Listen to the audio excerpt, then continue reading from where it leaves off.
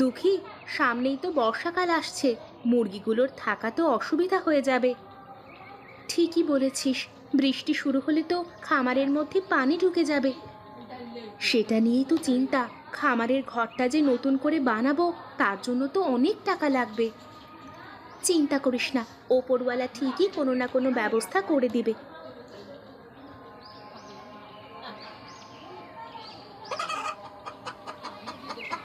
দেখ সুখী, কতগুলো ডিম পেড়েছে আজকে। তাই তো দেখছি। এক কাজ কর, তুই আজকে ডিমগুলো বাজারে নিয়ে বিক্রি করে আয়, আমি ততক্ষণে রান্না বসিয়ে দিই। আজকে কি রান্না করবি আপু? ঘরে তো ডিম ছাড়া কোনো বাজার নেই, আজকে ডিম ভাজি দিয়েই খেতে হবে। তুই বাড়ি ফিরবার সময় বাজার করে নিয়ে আসিস। আচ্ছা।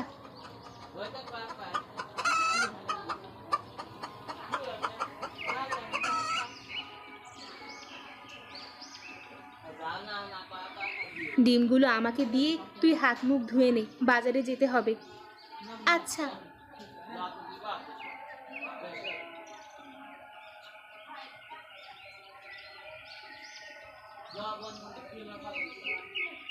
কিরে, তোর রান্না শেষ হলো? হ্যাঁ শেষ, তুই মাদুরটা নিয়ে এখানে এসে বস।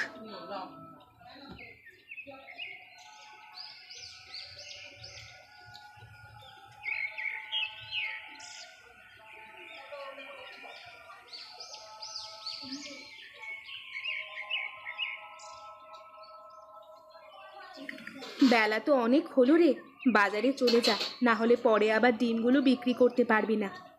ঠিকই বলেছিস, তা কত করে পিস বিক্রি করব? প্রতি পিস ডিম 10 টাকা করে চাইবি। আচ্ছা।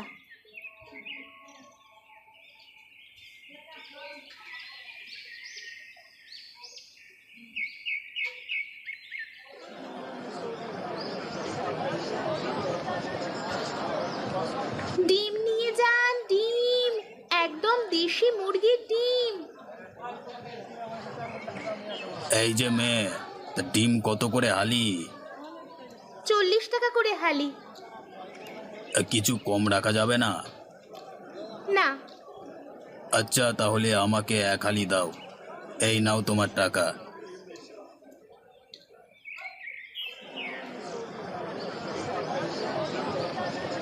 চাচা, পুঁই শাক কত করে? 20 টাকা কেজি করে। আমাকে 1 কেজি দেন।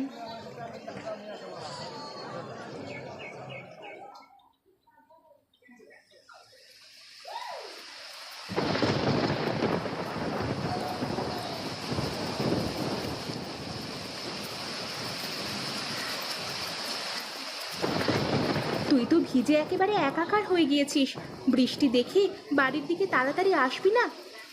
যখন বাড়ির দিকে রওনা দিয়েছি তখন আকাশ পরিষ্কার ছিল, হঠাৎ করে বৃষ্টি নামলে আমি কি করব? দ্রুত শুকনো জামা পরে নে, ভেজা কাপড়ে বেশিক্ষণ থাকলে শরীর খারাপ করবে। এই নে, বাজারে কিছু টাকা বেশি হয়েছে, আমি জামা পাল্টিয়ে আসছি।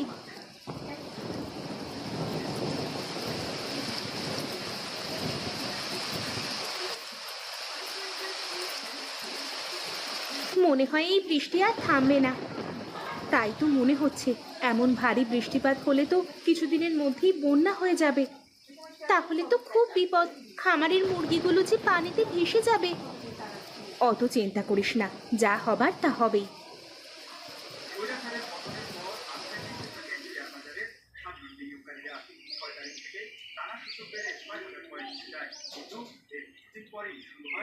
চল তো গিয়ে দেখি মুরগিগুলোর কি অবস্থা। তুই সাথে মুরগির জন্য কিছু খাবার নিয়ে আয়, ওই যে বস্তায় খাবার রাখা আছে। আচ্ছা।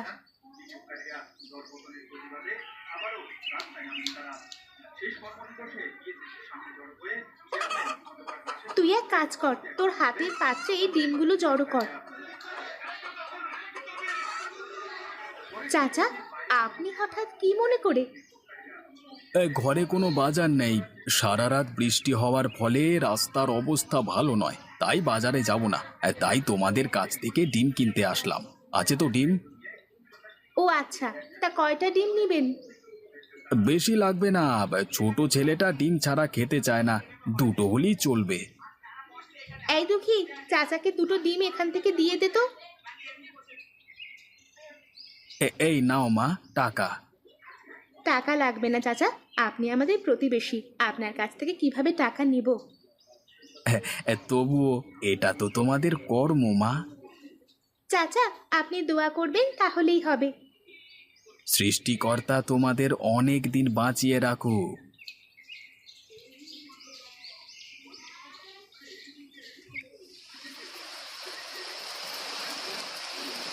আজকে রান্না কিভাবে করবি? রান্নাঘরে তো পানি উঠে গেছে। তাহলে আজকে কি খাবো? ঘরে কি কোনো চিড়ামুড়ি আছে? না, আজকে তো বাজারেও যেতে পারবো না, বাহিরে যা বৃষ্টি হচ্ছে। মনে হয় আজকে না খেয়েই থাকতে হবে। আমার তো অনেক ক্ষুধা লেগেছে। কিছু করার নেই রে বোন।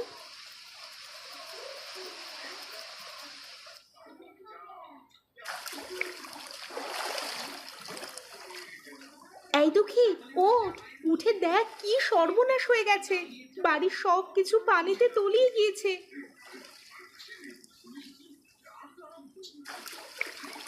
দেখ বোন, আমাদের খামারে পানি উঠে গেছে, মুরগিগুলো বাঁশের ওপরে বসে আছে।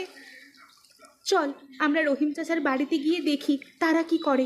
তাদের কাছে যদি কোনো নৌকা পাই তাহলে উঁচু কোনো জায়গায় চলে যেতে হবে।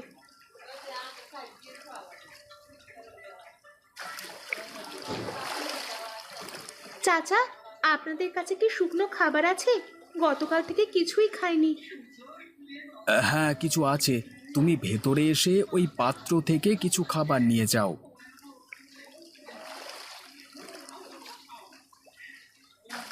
চাচা, আপনারা কি আজকে এখানেই থাকবেন নাকি উঁচু কোনো জায়গায় চলে যাবেন? আমাদের তো নৌকা নেই, যদি কেউ নৌকা নিয়ে আসে তাহলে চলে যাব। ও আচ্ছা, তাহলে আমরা আসি এখন।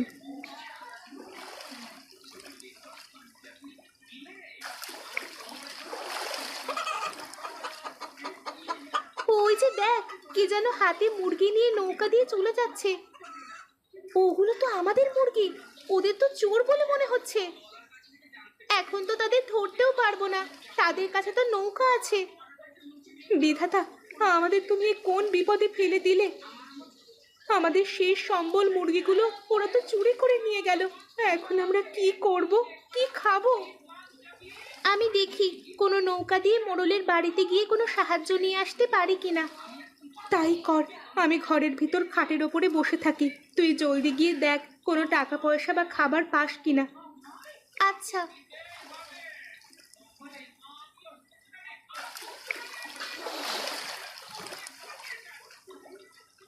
ভেতরে কেউ আছেন? কে মা তুমি? কোথায় যাচ্ছ পানির মধ্যে? ঘরে কোনো খাবার নেই, তাই মোড়লের বাড়িতে যাচ্ছি কিছু সাহায্য নিয়ে আসতে। আপনার বাড়ির সামনে কলা গাছের ভেলাটা দেখে আসলাম, ভেলাটা কিছুক্ষণের জন্য আমাকে দিতে পারবেন? আচ্ছা, নিয়ে যাও।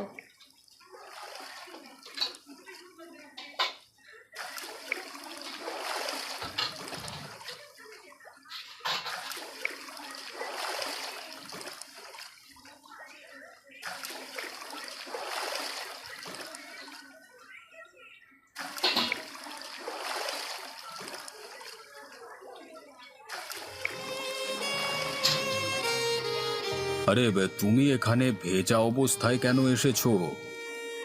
মোড়ল সাহেব, বন্যায় আমাদের ঘরের ভিতর পানি উঠে পড়েছে। ঘরে কোনো খাবার টাকা পয়সা কিছুই নেই, এদিকে খামারের মুরগিগুলোও চুরি হয়ে গিয়েছে। তা আমি কি করব?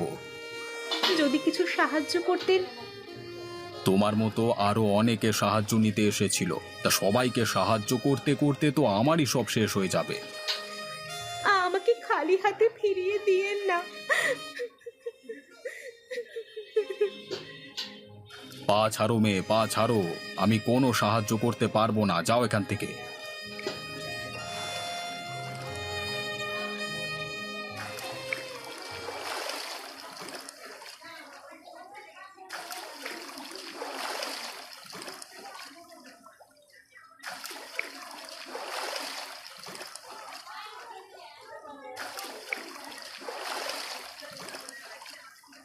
দিদিমা, এই যে আপনার ভেলা। সাহায্য পেয়েছো? না দিদিমা। দাঁড়াও একটু।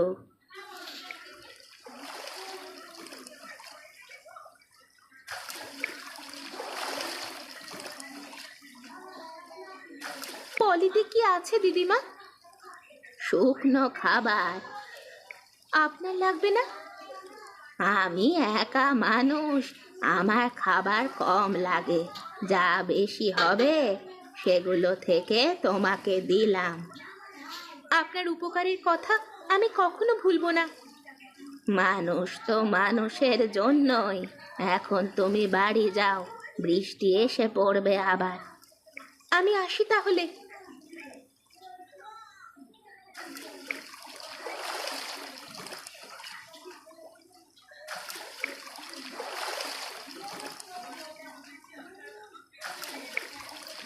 কিরে, এত দেরি হলো ফিরতে? মোড়ল সাহেব সাহায্য করেছেন? না, করেনি। তাহলে তোর হাতে ওটা কি? শুকনো খাবার এক দিদিমা দিয়েছেন। তাকে কোথায় পেয়েছিস? তার কলা গাছের ফেলা দিয়েই মোড়লের বাড়িতে গিয়েছিলাম। রাত হয়ে গিয়েছে, খাবারটা খেয়ে নে।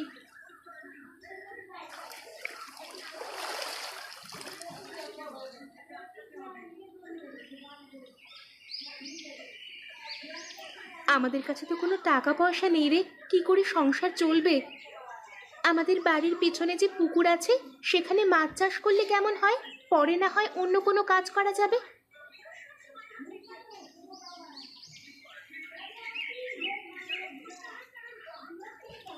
দেখ সুখী, পুকুরে মাছ দেখা যায়, মনে হয় বন্যার পানির সাথে এসেছে। তাই তো দেখছি, বিধাতা আমাদের দিকে ফিরে তাকিয়েছে।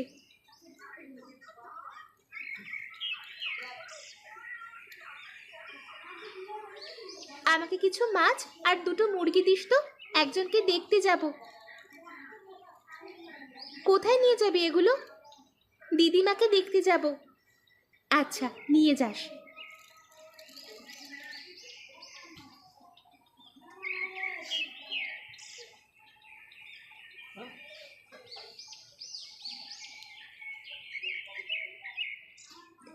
দিদিমা, বাড়িতে আছেন? কে? দাঁড়াও, আসছি। তুমি কেমন আছো? ভালো আছি দিদিমা, আপনি কেমন আছেন? ভালো। এগুলো ধরেন তো। এগুলো আবার কি নিয়ে এসেছো?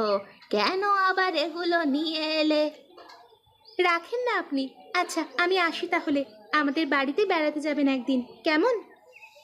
না খেয়েই চলে যাবে? ভেতরে এসো।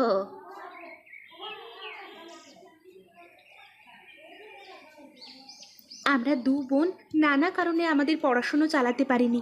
বাবা মায়ের অনেক আশা ছিল, দু বোন পড়াশুনো করে মানুষের মতো মানুষ হব, বিদেশে গিয়ে উচ্চশিক্ষা গ্রহণ করব।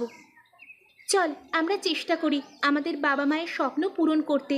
কাল সকালেই আমরা স্কুলে গিয়ে কথা বলবো হেডমাস্টারের সাথে।